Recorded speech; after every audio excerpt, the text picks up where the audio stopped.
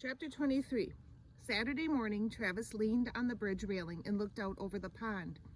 Beneath his feet, the water ran and rambled over the dam. Out ahead, it lay flat and still, reflecting the trees in a perfect upside-down image. He looked down Water Street toward Bradley's house. He had gone there after school and met Bradley's mom. She was nice. So was his dad. But what about Velveeta? He didn't know anything about her outside of school. Not one single thing. Except that she watched a lot of movies and she worked at the library and she did her own laundry. If she was sick, who took care of her? Someone like Grandpa, or someone like Bradley's parents, or nobody at all? Did she have brothers and sisters, a dog? Travis headed down the street to the bakery. Grandpa liked working there, and not just for the donuts. He said it did him good. Travis had never been in there, had never even walked on that side of the street.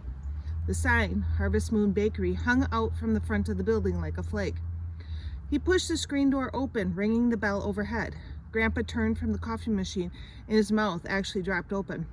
"Hey," said Travis, "can I get half a dozen donut holes?" "Yes, sir," Grandpa grinned, as if Travis had just given him a big present wrapped up with a shiny bow. He opened the display case, pulled them out with tongs, and dropped them in a paper bag. "What's this for? You don't like donuts, remember?" "Feed the birds." Grandpa looked him up and down, slit-eyed. "Pretty expensive way to feed birds." He rang it up on the cash register. $1.50. Travis paid with the spare change Grandpa always left lying on the coffee table and put an extra quarter in the tip jar. Grandpa stared at it, then back at Travis, and broke into a cackle. "You crack me up, boy," he said. "Go feed the birds." The bakery bell rang behind Travis as he turned onto the sidewalk. A sparrow chirped from the bushes, asking for its handout, and he rolled the top of the bag tighter. A squirrel made a dash across the street. The closer Travis got to the library, the slower he walked. Maybe she didn't want him coming there.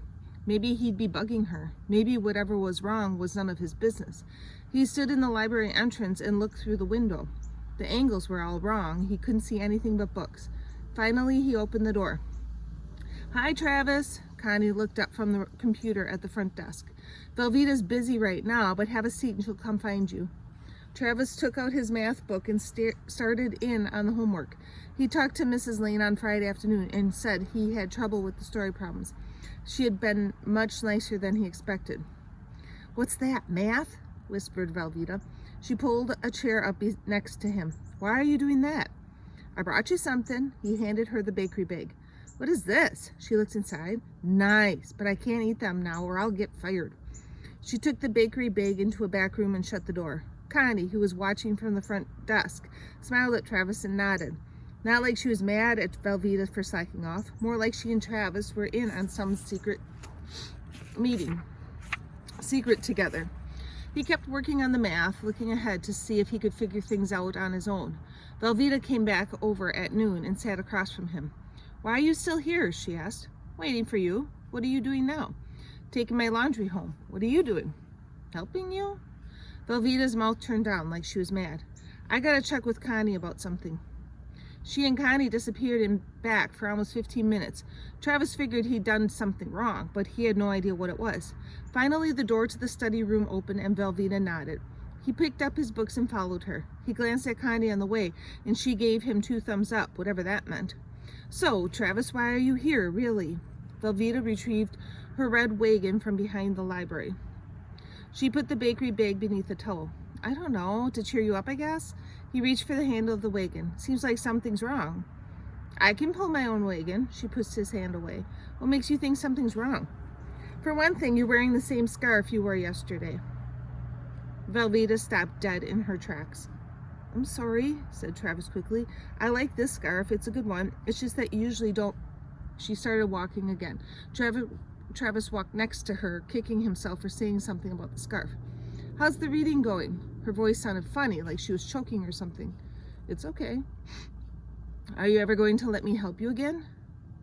"Well, you don't let me help you. You won't even let me pull your wagon." The words flew out of his mouth, as if they came directly from his guts and forgot to pass his brain on the way. Velveeta stopped. Again, she dropped her head, and her hair fell forward so it hid in her face. He waited, hoping she'd just give him the wagon handle. "Don't follow me," she said. She took off, the wagon rattling behind. Travis stood on the sidewalk, watched until she turned the corner. She didn't look back. Velveeta on Saturday. I had to go ask Connie what to do when Travis brought me donut holes. I told her I didn't have it in me to make him laugh. I told her I'm the entertainment monkey and people only like me because I make them laugh. She said, Velveeta, honey, if that's the only thing you give them, then that's the only thing they're going to know to want. She said Travis had the sweetest face she's ever seen, and if he wants to be my friend, I should let him. But I don't know how. When he said I've been wearing the same scarf every day, I felt like he was stabbing me in the guts.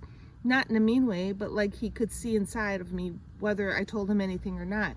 Then he said that things about wanting to help me, how I wouldn't even let him pull my wig in.